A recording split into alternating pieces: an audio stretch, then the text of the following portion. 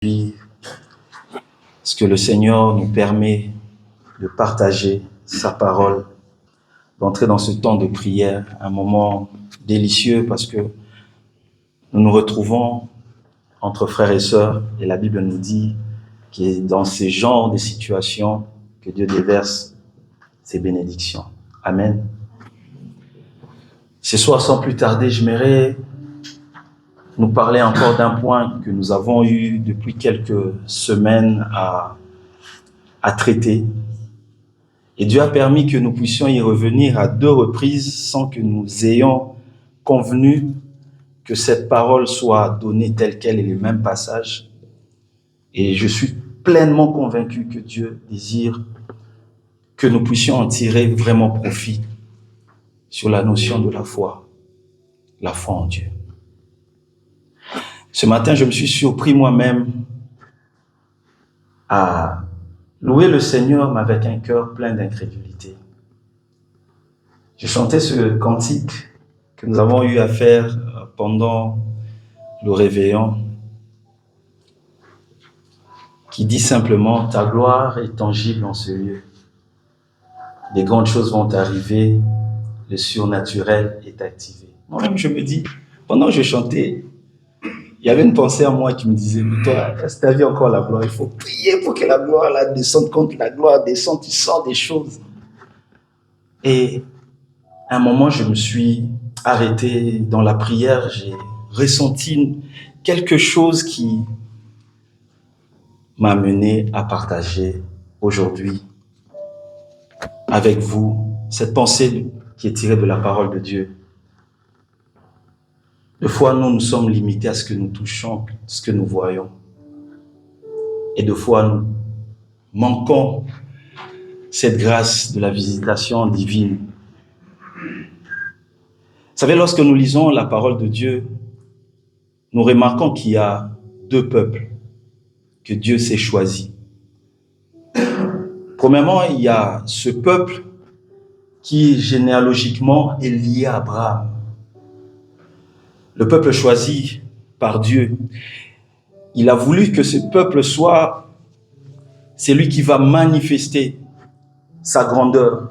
Il va se révéler à ce peuple pour montrer toute sa grandeur et ce qu'il est. Vous savez de qui je parle, ce peuple d'Israël, mais malheureusement, ce peuple a eu à échouer sur un point. Et ce peuple n'a pas su saisir le privilège de représenter Dieu sur terre. Et Paul, dans le livre d'Actes 13, va bien identifier ce peuple en disant « Hommes israélites, vous qui craignez Dieu », nous sommes dans Actes 13, au verset 16. « Écoutez, le Dieu de ce peuple d'Israël a choisi nos pères. » Il va à Antioche avec ses compagnons. Paul va relater l'histoire du vécu de ce peuple d'Israël avec le Seigneur, avec Dieu. Jusqu'au moment où le Seigneur Jésus viendra sur terre et sera crucifié, par la suite ressuscité, Paul identifie le premier peuple que le Seigneur lui-même s'est choisi, le peuple d'Israël. Mais comme je viens de le dire tout à l'heure, ce peuple a échoué dans sa mission, a échoué dans sa marche avec le Seigneur. Vous vous souvenez encore combien de fois le Seigneur réprimandait encore ce peuple en parlant à Moïse ce qui se passait. Ce peuple a passé plus de 4 siècles d'esclavage. En route vers la terre promise, ce peuple a vu des miracles extraordinaires. J'aime encore comme il est dit, pendant 40 ans, tes vêtements ne se sont point usés. Même tes chaussures. C'est comme s'ils grandissaient avec leurs habits et leurs habits avaient la technologie que jusqu'à ce jour, on ne l'a pas encore trouvé. L'habit se lavait, se desséchait directement sur le corps. Des vieilles personnes qui ont quitté l'Égypte ne se sont point retrouvées malades. Ils ont accompli cette route en voyant les signes prodiges du Seigneur. Lui qui leur donnera à manger ce pain qui vient du ciel. Il leur donnera la manne, la canne. Et ces derniers, par incrédulité, ont eu du mal à croire. Et le livre d'Hébreux nous dira encore que la parole qui leur a été annoncée n'a pas trouvé de foi dans leur cœur. Ils ont échoué à cause du manque de confiance envers Dieu. Quoiqu'ils ont été témoins des grandes choses, mais n'ont pas su mettre à profit toutes ces choses-là afin de consolider leur confiance envers Dieu. Et Dieu va annoncer plus tard, dans la bouche des prophètes, il va annoncer qu'il mettra en place une nouvelle alliance. Avant même que je ne parle de la nouvelle alliance, le Seigneur avait établi une alliance. Vous savez, l'alliance c'est un engagement. Le Seigneur met un pacte avec son peuple. Il s'engage à être leur Dieu. Et d'ailleurs, la Bible le montre tout au long de la marche d'Israël avec le Seigneur, combien le Seigneur s'est manifesté comme étant celui qui est le garant d'Israël. Mais malgré cet engagement, le peuple n'a pas su manifester cette confiance. Et lorsque la méfiance prend du terrain, vous savez ce qui se passe, il y a des amours. Et donc, le Seigneur va déjà annoncer qu'il va faire les choses autrement. Une nouvelle alliance sera établie. Une nouvelle alliance avec une nouvelle population, un nouveau peuple. Où il dira, il placera ses lois dans leur cœur. J'aimerais un peu lire ce qui est écrit dans Ézéchiel 11, 19. Je leur donnerai un même cœur et je mettrai en vous un esprit nouveau. J'ôterai de leur cœur le cœur de pierre et je leur donnerai un cœur de chair. Encore Ézéchiel 36, 27 montrera encore quelque chose d'important, c'est que je mettrai mon esprit en vous et je ferai en sorte que vous suiviez mes ordonnances et que vous observiez et pratiquiez mes lois. Chose que le peuple avec l'ancienne alliance avait du mal. Et d'ailleurs, pour revenir sur cette ancienne alliance, il y avait une portion de personnes qui étaient investies de l'Esprit de Dieu et qui avaient contact direct avec Dieu. Et souvent, le peuple devait se fier à ces personnes afin de recevoir des instructions de la part de Dieu. Mais le Seigneur va changer les choses en mettant une nouvelle ère, avec une nouvelle alliance. Et ce nouveau peuple, c'est ce que Pierre, dans son épître, va identifier dans 1 Pierre 2,9. Ce deuxième peuple. Il va dire ceci: vous, au contraire, vous êtes une race élue, un sacerdoce royal, une nation sainte, un peuple acquis, afin que vous annonciez les vertus de celui qui vous a appelé des ténèbres à son admirable lumière. Là, il parle à ceux qui ont reçu Christ parmi les Juifs et parmi ceux des nations, mais qui sont à la diaspora, qui ne sont pas sur Israël. Et donc, il va identifier cette nouvelle population qui n'est plus issue seulement de la lignée d'Abraham dans la chair, mais ce peuple devient une nouvelle population en adoptant, en acceptant Christ dans son cœur. Une race élue.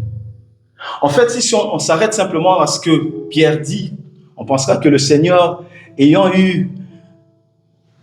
connu l'échec avec Israël, qui n'avait pas le cœur pleinement dans l'obéissance et dans la confiance envers Dieu. Mais nous verrons déjà, Paul va nous révéler une réalité que nous trouvons dans le premier chapitre même d'Éphésiens, où il dira: Dieu nous a prédestinés avant même la fondation de ce monde, afin que nous soyons ses fils et filles d'adoption. il avait déjà acquis ce peuple en Jésus-Christ avant même que le monde ne soit fondé. Et il n'y avait que question de temps pour que ce peuple se manifeste. Et c'est de ces deux récits que j'aimerais expliquer un peu, pas expliquer, mais que nous puissions tous méditer sur la réalité de la foi.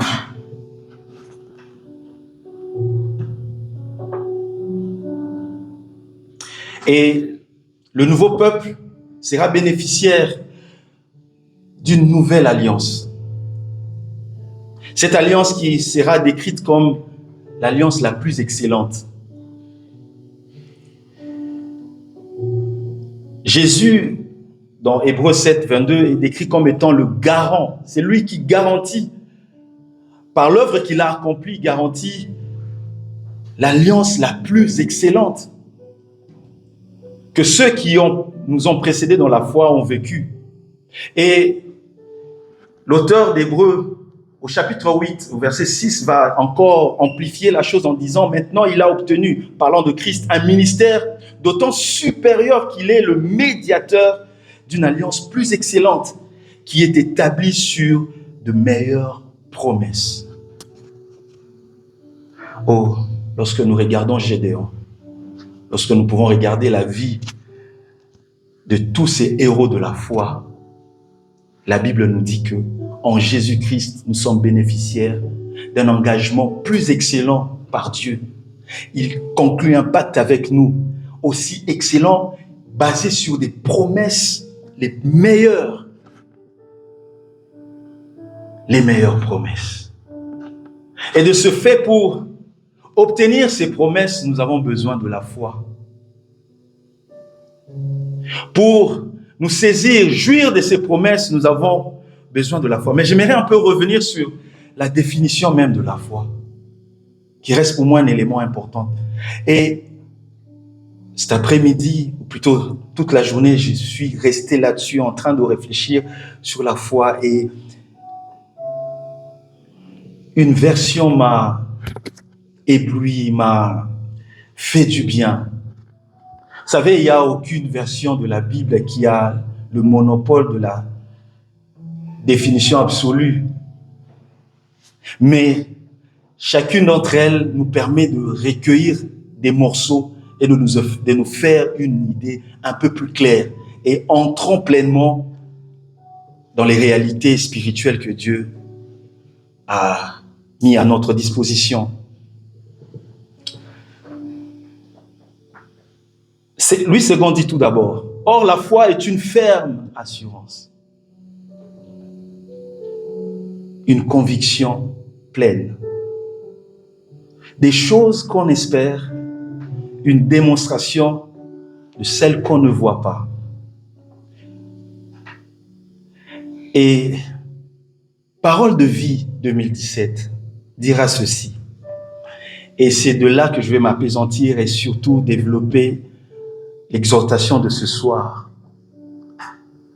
Croire en Dieu pour parler de la foi. Croire en Dieu, c'est une façon, c'est une manière, c'est une façon de posséder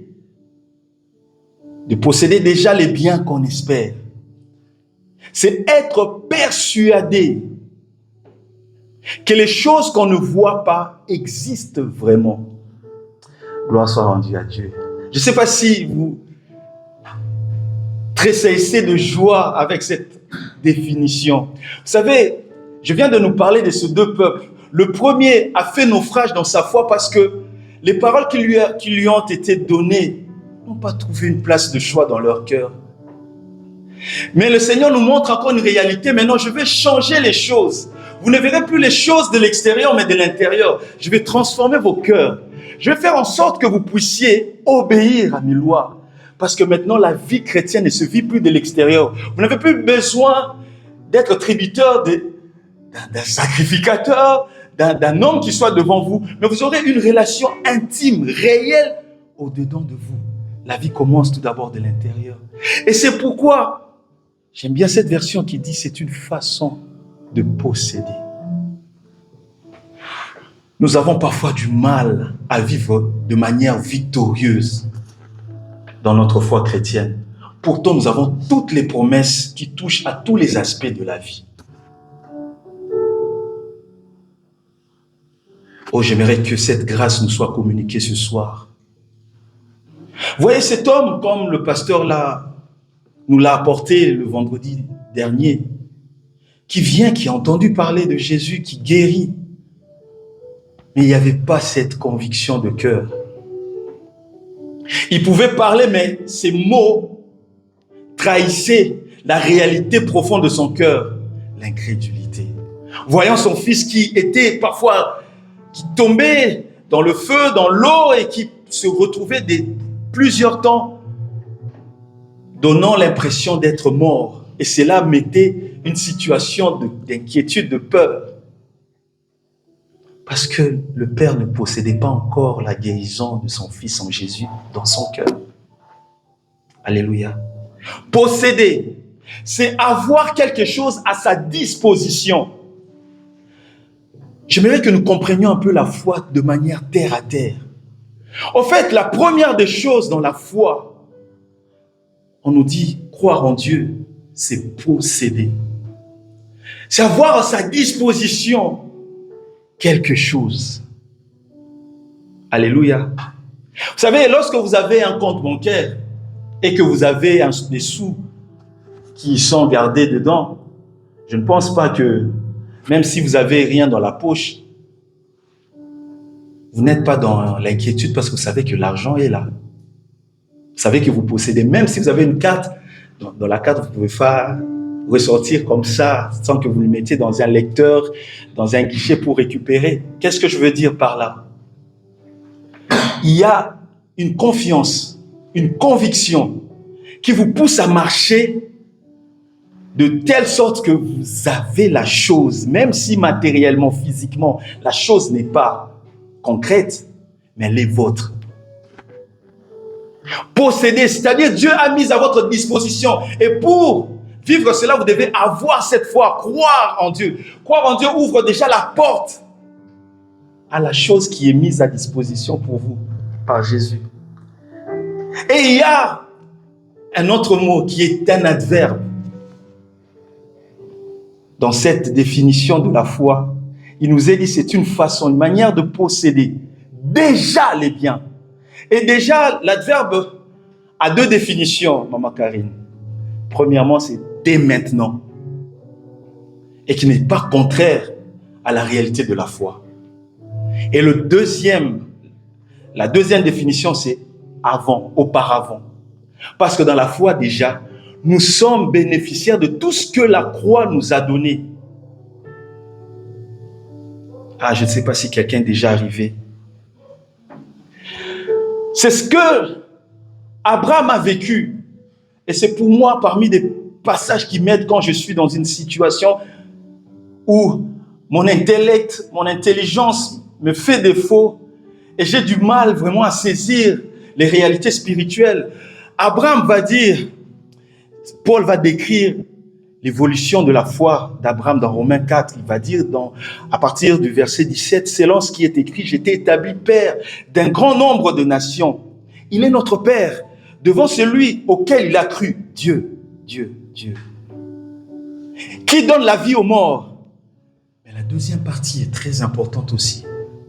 Et qui appelle les choses qui ne sont point comme si elles étaient.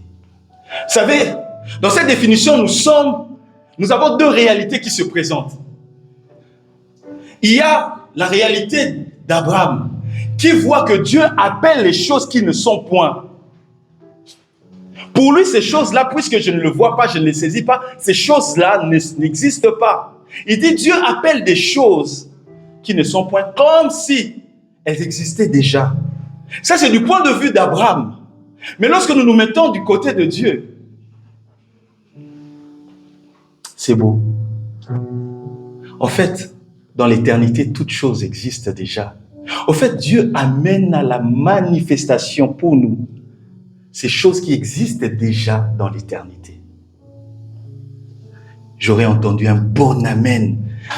Quelqu'un qui est dans un défi de foi puisse se dire, oui Seigneur, ces choses existent seulement. Mais la réalité, c'est que lorsque nous regardons du point de vue humain, nous nous disons ces choses n'existent pas. D'ailleurs, même la science aujourd'hui commence même à nous aider dans la foi. Vous savez, quand nous regardons ce lieu, qui peut voir les ondes? Il n'y a personne qui voit les ondes.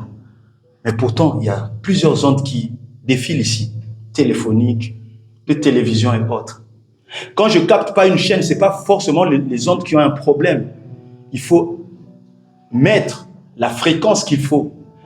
Aujourd'hui, par nos appareils téléphoniques, il n'y a pas de fils qui nous relient peut-être jusqu'au pays.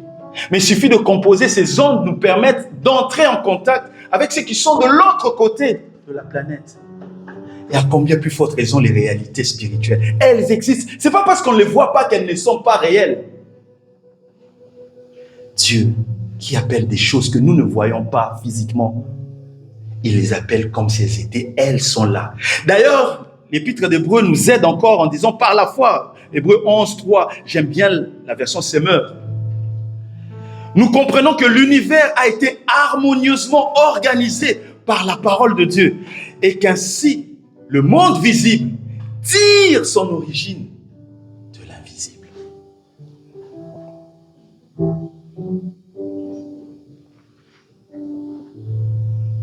Hébreux 11, 3, nous croyons en Dieu. Alors nous comprenons que sa parole a créé le monde. Ainsi, les choses qu'on voit plutôt, ont été faites à partir de choses qu'on ne voit pas. Donc, le visible que nous avons tire son origine de l'invisible, des réalités célestes. C'est pourquoi même Paul va donner cette révélation. Nous sommes bénis de toutes sortes de bénédictions en Jésus-Christ dans les lieux célestes. Et notre défi est d'amener cette réalité à la matérialisation. Et c'est pourquoi le Seigneur, en inaugurant une nouvelle ère, en manifestant un nouveau peuple, a voulu que les réalités viennent maintenant de l'intérieur. C'est de l'intérieur que nous tirons les réalités spirituelles. Vous savez, deux fois quand nous sommes en temps de prière, il y a la façon de faire qui parfois ne nous aide pas à vivre ces réalités que Dieu a déjà conçues pour nous. Vous savez, la foi ne tente pas d'obtenir ce que Dieu hésite de donner. Parfois, nous pensons que nous devons nous donner en sacrifice, nous débattre pour que Dieu nous donne des choses. C'est comme si notre foi vient arracher au Seigneur des choses que lui ne veut pas nous donner, hésite à nous donner. Au contraire, la foi reçoit tout ce que la croix a déjà payé pour nous. Oh, j'aimerais répondre. Notre foi ne tente pas d'obtenir des choses que Dieu hésite à nous donner. Lorsque nous venons à Dieu, ayons la pleine conviction qu'il désire nous accorder lorsque nous sommes révélés dans la parole. Et possédons ces choses-là dans notre attitude, dans la pleine conviction, car la foi reçoit tout ce que la croix a déjà payé. Tout est accompli. Ainsi Christ avait dit.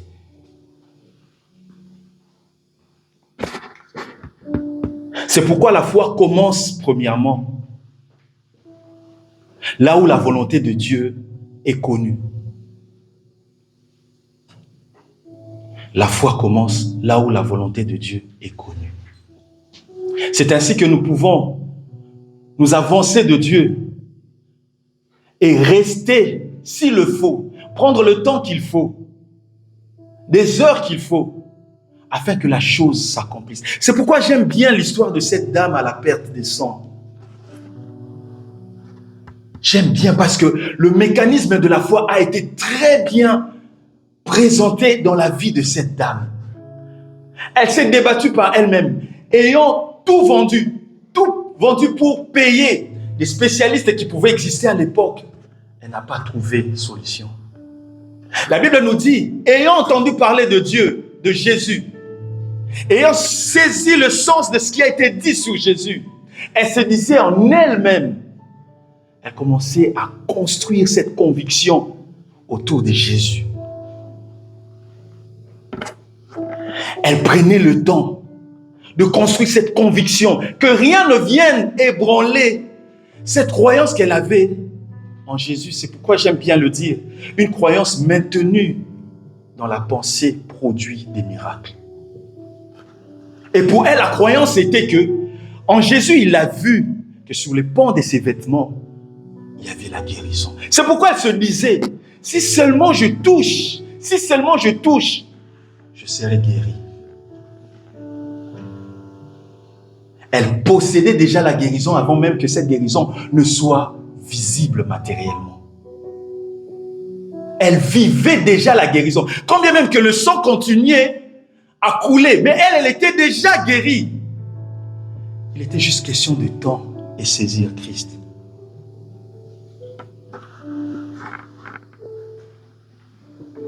C'est une réalité intérieure. C'est pourquoi, lorsque Christ à la croix, il rend l'âme. Il nous a été dit, le voile a été déchiré. Ce n'était pas simplement se limiter à accomplir les Écritures, mais il y a une réalité, une présence permanente. C'est comme si Dieu voulait dire, je quitte la maison faite de mains d'hommes. Je quitte la maison où les briques et tout ce qui est dur ne vont plus contenir ma présence. Je vais maintenant dans une réalité des édifices vivants, des temples vivants que nous sommes. C'est pour cela que Jésus va dire à ses disciples, c'est lui qui a été avec vous, sera pleinement et éternellement en vous. Et c'est pourquoi je reviens encore sur cette réalité de la foi, une vérité, une réalité intérieure que nous devons apprendre à nous affectionner. En premier lieu, s'exercer à l'écoute de Dieu. À l'écoute intérieure de Dieu. Parce que si Dieu dit que je mettrai mes lois en eux, je changerai leur cœur de chair, de pierre en cœur de chair, c'est qu'il veut que tu établisses ce point de contact dans ton cœur avec lui. Ne plus être simplement limité à attendre des choses extérieures comme les enfants d'Israël, qui lorsque le Seigneur, après tout ce qu'il a accompli, leur a donné l'ouverture, allez-y, voici la terre promise. Tous les 12 meilleurs représentants des 12 tribus d'Israël sont allés. Ils ont vu tout ce que Dieu avait promis, tout ce qu'il leur avait donné comme indication dans ce lieu qui était la terre promise. Mais le problème, c'est que 10 ont eu un témoignage négatif. 2 seulement se sont accrochés. Ils ont dit, si Dieu, dans tout ce que nous avons vu, malgré les géants, Dieu nous sera aussi favorable. Premièrement, je vais aller vite et conclure. Je vais juste nous prendre 2 points. Il y avait 3, mais je prendrai 2. S'exercer à l'écoute. Travailler l'écoute intérieure. Il y a même, je suivais une dame qui disait, vous savez, avec les réseaux sociaux, tout le monde est coach, tout le monde est... Mais elle a dit quelque chose qui m'a... Je me suis rendu compte que nous ne le faisons pas. Elle dit, nous nous privons de la bouffe. Nous jeûnons, nous nous privons de la bouffe. Nous nous privons parfois des réseaux sociaux, de beaucoup de choses. Mais il y a un jeûne qui est très important et qui nous aide à travailler notre écoute intérieure. Vous savez, c'est quoi ce jeûne-là? Pardon? Jeûne de la parole. S'abstenir à parler. Le jeûne, être dans le silence. Il dit, on peut commencer 3 heures, 4 heures, 1 heure, se dire, moi, cette journée, je ne parle pas. Vous voyez combien c'est important. Se priver de la parole qui ne produit rien et se concentrer à la parole intérieure. Bon, je n'ai pas dit d'aller toute la journée, surtout ceux qui travaillent dans les centres d'appel. Vous imaginez un peu le désarroi des managers. Mais on peut se dire, je prends du temps avec le Seigneur. Avant que je ne parle aux hommes, je vais être à l'écoute. Puisque la foi vient de ce qu'on entend. Ce qu'on entend vient de la révélation de la parole de Christ dans nos cœurs. Et lorsque nous nous y accrochons comme cette dame, nous proclamons cela. C'est cette sémence qui est entrée en nous et nous commençons à l'arroser tous les jours, avec un état d'esprit positif que ces choses vont s'accomplir. Dieu fera des grandes choses. Deuxième point, c'est ce que Jacques va dire. Jacques va nous parler d'un élément aujourd'hui. Je viens de parler de ce jeune de parole parce que Jacques nous dit une chose. Il dit, voici, Jacques 3, 4, voici, même les navires, regardez, les navires pèsent des tonnes, qui sont si grands et que poussent des vents impétueux, sont dirigés par un très petit gouvernail, au gré du pilote. Et il va faire cette analogie pour nous, aussi grands que nous pouvons être. Ce petit gouvernail est en nous. C'est notre langue. Vous savez, c'est en fonction de nos paroles que nous orientons tout notre être. Tu peux te dire non, mais je te dis, si tu sculptes ta vie, tu verras qu'elle est conforme aux choses que tu as tout le temps eu le temps de répéter, d'y revenir et d'y croire. Ça finit par s'accomplir. C'est pourquoi Jacques dit, le navire est là, c'est le petit gouvernail là qui le bouge. Et ce que tu dis à longueur de journée, c'est pourquoi il est important de ne dire que des choses auxquelles on croit à la lumière de la parole de Dieu. Lorsqu'on a du mal lorsqu'on n'a pas encore saisi la volonté de Dieu, apprendre à se taire. C'est pourquoi même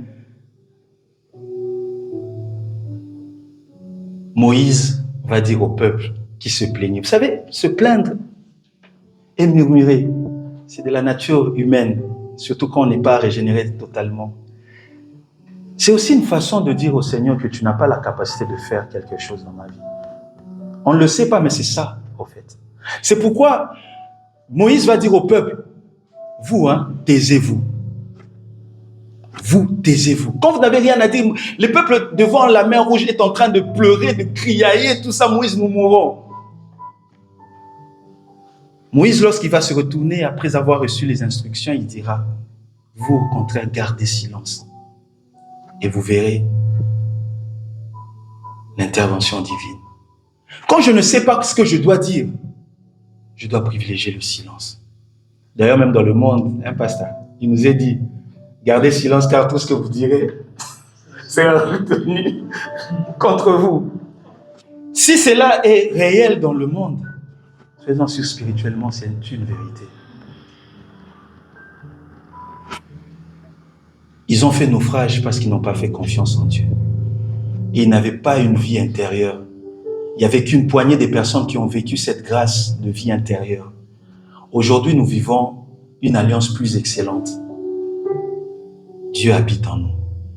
Il a quitté le temple qui fait des choses rigides et il a fait de nos cœurs le lieu de son habitation.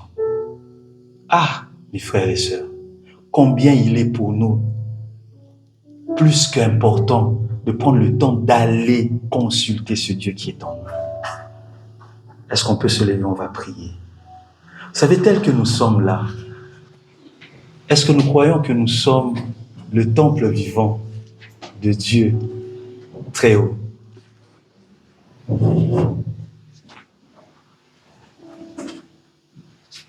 Nous devons être sensibles à la voix de Dieu qui est en nous. Bien sûr, associé dans la méditation de la parole de Dieu, Dieu parle.